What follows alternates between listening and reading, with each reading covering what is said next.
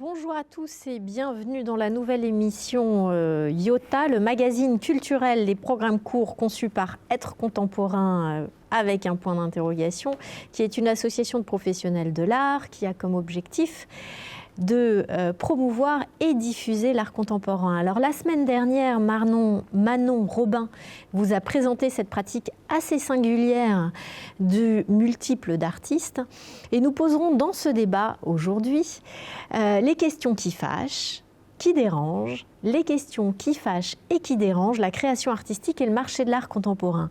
Alors pour bousculer nos idées reçues, nos fantasmes et reconfigurer notre imaginaire, nous allons accueillir sur ce plateau deux invités.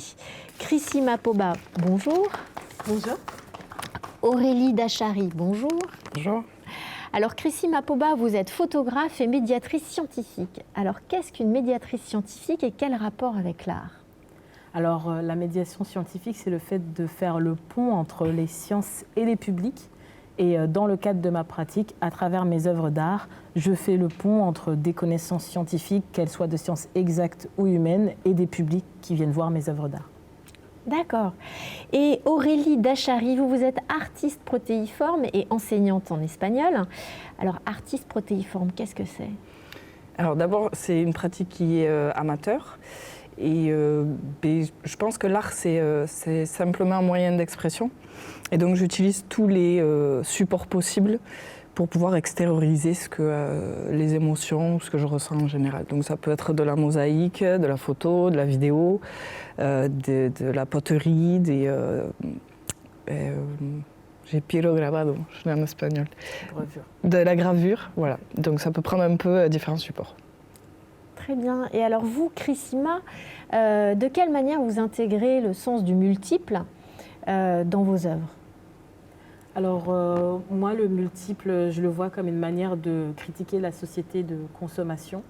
Et donc ma grosse œuvre d'art en multiple, donc elle est composée de deux briques. Une brique de lait maternel et une brique de colostrum. Donc ce sont des briques qui se présentent comme des briques qu'on peut trouver en supermarché avec toutes les informations qui sont encadrées par l'Union européenne et la France. Donc avec le Nutri-Score, la liste d'ingrédients, les vitamines. Vraiment, quand on prend cette brique, on pourrait l'acheter à Carrefour, quoi.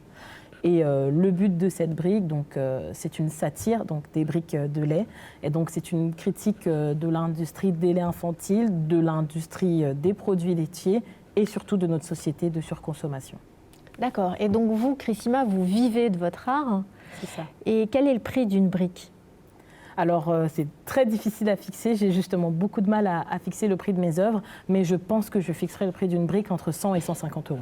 Et vous en faites combien d'exemplaires ? Là, les briques, je pense que je vais en tirer 49 exemplaires chacune. D'accord.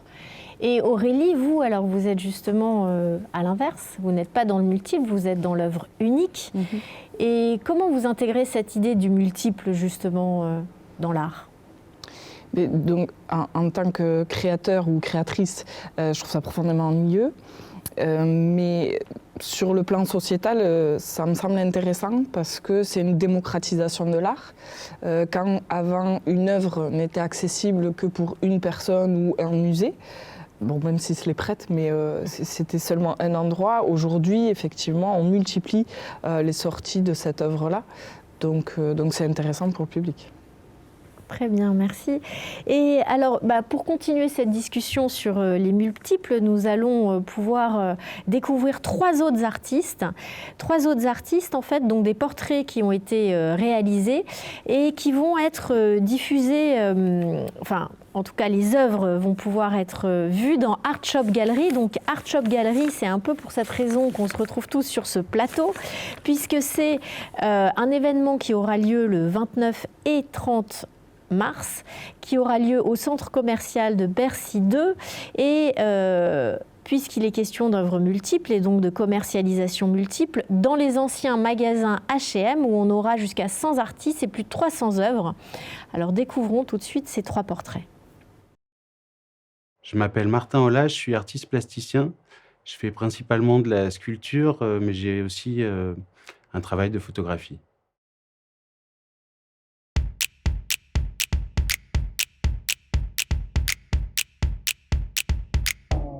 Dans mon travail de sculpture, je m'attache à perturber des objets industriels usinés, calibrés, auxquels j'essaye d'apporter quelque chose de plus organique, de plus aléatoire, une sorte de fragilité.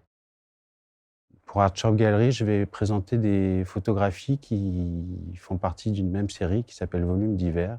Ce sont des images de volumes trouvées dans l'espace public qui ont des qualités visuelles et qui peuvent renvoyer à certaines pratiques artistiques. Ce qui m'intéresse dans la création artistique, c'est son côté gratuit et totalement libre. Ça représente des difficultés parfois, mais c'est quand même quelque chose de génial.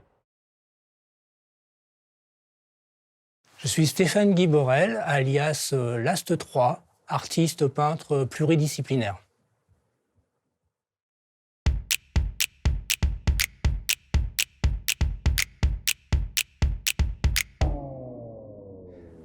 Je suis artiste peintre traditionnellement sur toile, papier, bois, avec des techniques multiples comme le feutre, la peinture à l'huile ou l'acrylique, mais également sur des très grands formats pour réalisation d'œuvres en tant que street artiste. Dans le cadre de Art Shop Gallery et organisé par Être Contemporain, j'ai réalisé un multiple avec des bombes aérosols que j'utilise régulièrement pour faire mes fresques en tant que street artiste. Ces bombes aérosols à usage unique, pour les recycler et rentrer dans l'économie circulaire, eh bien, je les transforme en œuvres d'art. Mon projet artistique est surtout pour dénoncer le manque de liberté ou des aberrations sociales ou politiques. Et mes œuvres, souvent, permettent de s'interroger sur notre monde. Ce qui m'intéresse également, évidemment, c'est la collaboration avec beaucoup d'artistes.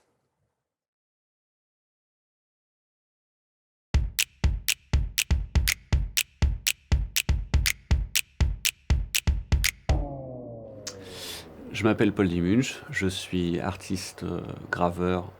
Je travaille à la Villa Belleville à Paris, dans le 20e arrondissement. Je fais des images dans une tradition de l'image dessinée, composée, réaliste. J'ai beaucoup regardé les œuvres de Rembrandt et les œuvres des graveurs révolutionnaires de la fin du XVIIIe siècle en Europe. Je vais proposer pour la galerie Art Shop organisée par Être Contemporain, 3 images, donc la bataille du Parlement, une gravure qui s'appelle Jésus et Obélix, et un portrait de Georges Soros en gardien galactique. Et je me considère comme un artiste qui veut compléter des images d'agitation et à la fois divertissantes. Mais mon sujet reste toujours le même, c'est-à-dire le soulèvement, la jacquerie, et la reprise des compétences et du pouvoir par les classes populaires. Alors, on se retrouve tous ensemble sur le plateau de Iota, donc le magazine culturel qui traite aujourd'hui de l'art contemporain, mais du multiple, des objets multiples et des œuvres multiples dans l'art contemporain. Donc nous avons toujours Aurélie Dachary et Chrisima Poba pour répondre à des questions et justement pour réagir à ces portraits d'artistes. Alors, dans un des portraits, on a Martin Aulas qui se pose la question économique de l'art multiple et de l'art en général, et il parle d'art gratuit. Comment vous l'entendez, vous, Chrisima Poba, alors que vous-même, vous vivez de votre art ? Alors, je pense que l'art gratuit pour les publics, c'est quelque chose qui peut se faire dans le cadre notamment de centres sociaux ou d'expositions dans des écoles. Par contre, l'art gratuit pour les artistes, ça reste quand même du temps et du matériel qu'il faut rémunérer. On pourrait penser à un art gratuit dans une société où les pouvoirs publics prendraient à 100% en charge les artistes. Mais alors, si c'était le cas, est-ce qu'on serait toujours libre de pouvoir diffuser les messages que l'on souhaite ? Puisque si c'est l'État qui devient donc notre employeur, on va dire, en tant qu'artiste, on aura peut-être des messages à faire passer qui ne seront pas les nôtres. Donc la gratuité pour les publics, j'ai envie et je dis oui, mais la gratuité pour les artistes, je pense que c'est compliqué. Et alors, est-ce que vous avez fait le choix aussi d'utiliser le principe d'être un artiste multiple aussi pour avoir un revenu plus simple ? Alors, pas du tout. Moi, c'est vrai que l'œuvre multiple, je l'ai vraiment pensée comme une critique de la société de surconsommation. Et pour moi, c'était une évidence de multiplier cette œuvre. Maintenant, il est vrai que si j'en vends plusieurs, financièrement, ça pourrait être intéressant.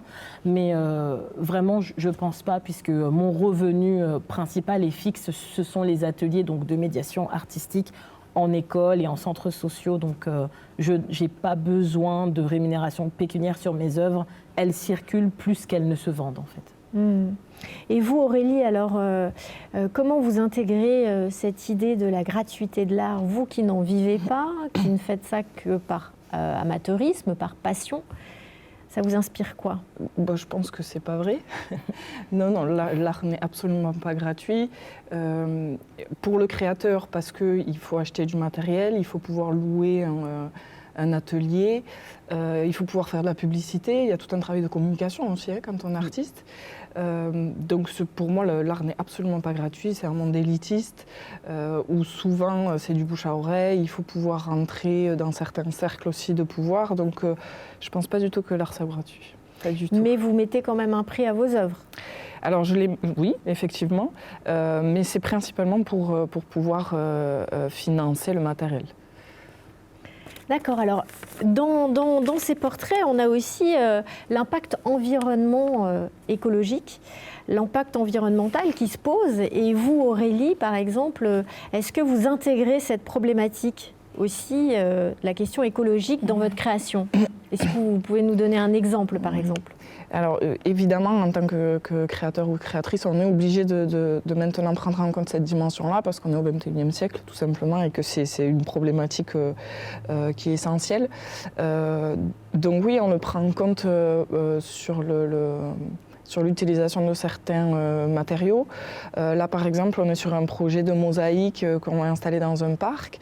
Et donc, se pose la question de est-ce qu'en tant que support, on va utiliser du plastique? Si on prend du plastique, est-ce que ce sera du plastique normal ou du plastique recyclé?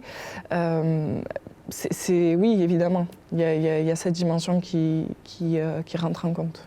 Alors, on comprend avec vous comme l'impact écologique peut venir inspirer l'artiste et l'œuvre directement, mais la question se pose aussi pour le multiple, puisque le multiple, c'est de la production, donc c'est produire, c'est multiplier les objets. Aujourd'hui, on est plutôt dans une réduction de la consommation. Alors, ce paradoxe, vous l'intégrez comment, vous, Chrisima, puisque j'imagine que vous posez aussi cette question de l'impact?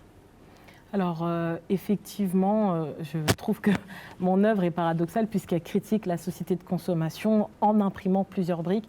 C'est pour ça déjà que, comme Aurélie, je fais attention aux matériaux et que donc je vais imprimer ça donc, en carton recyclé, même si effectivement il y a des coûts qui sont non négligeables quand on fait attention aux matériaux, mais je ne pourrais pas ne pas faire attention aux matériaux. Et bien entendu, c'est une œuvre qui va être tirée en exemplaires limités, parce que tirer 500 briques, par exemple, ce serait une véritable hérésie. Et je crois aussi que vous recyclez les œuvres que vous ne vendez pas. Effectivement. Alors, du coup, comme j'expose souvent, donc, comme je le disais, dans des centres sociaux, dans des écoles, dans des municipalités, je n'ai pas forcément affaire à un public qui achète mes œuvres. Alors, du coup, ce que je fais, c'est que souvent, je fais des prêts de mes expositions entières, que ce soit à des bibliothèques ou à des CDI. Et puis, si des œuvres ne servent plus, je vais les utiliser pour peindre par-dessus, mettre du tissu. En tout cas, je vais toujours faire quelque chose avec mes œuvres. Jamais une œuvre n'ira à la poubelle. Alors c'est intéressant parce que finalement, on a souvent une certaine vision de l'artiste multiple comme espace de consommation, en fait. Mais en fait, c'est aussi un espace de générosité, la multiplicité, alors.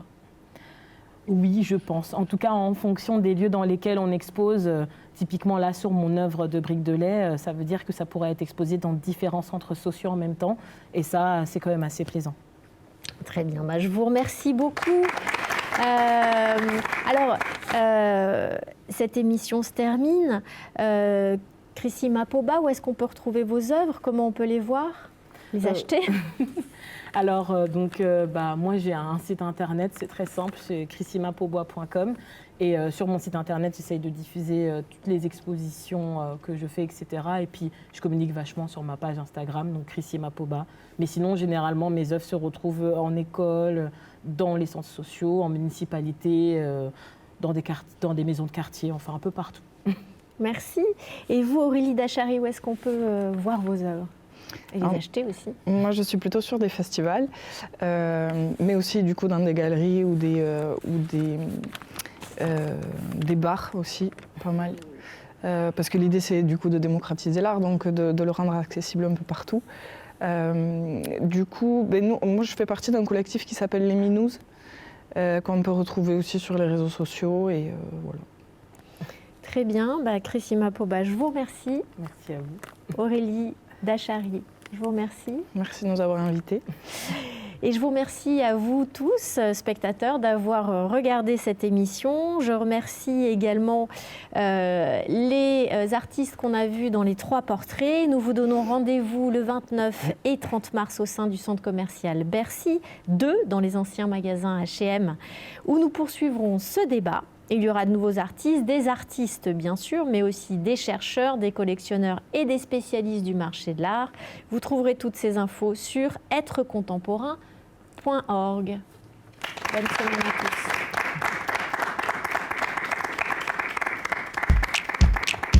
C'est le moment où on fait rien. Oui, c'est ça. C'est le moment où on parle. Ça va, c'est bien passé. Ouais, non, j'ai pas clashé. Hein. C'était pas trop. Oui, moi je trouve que Parce que je voulais pas qu'il y ait de... pas du tout. Moi je trouve que le point de vue il est super intéressant. Donc au contraire. Le truc de briques de lait, tu vas me montrer. Oui, c'est ça. Ouais. Je veux le voir. Hein. Oui, t'inquiète, je vais les imprimer là justement. Et j'ai un centre social qui est intéressé par ça.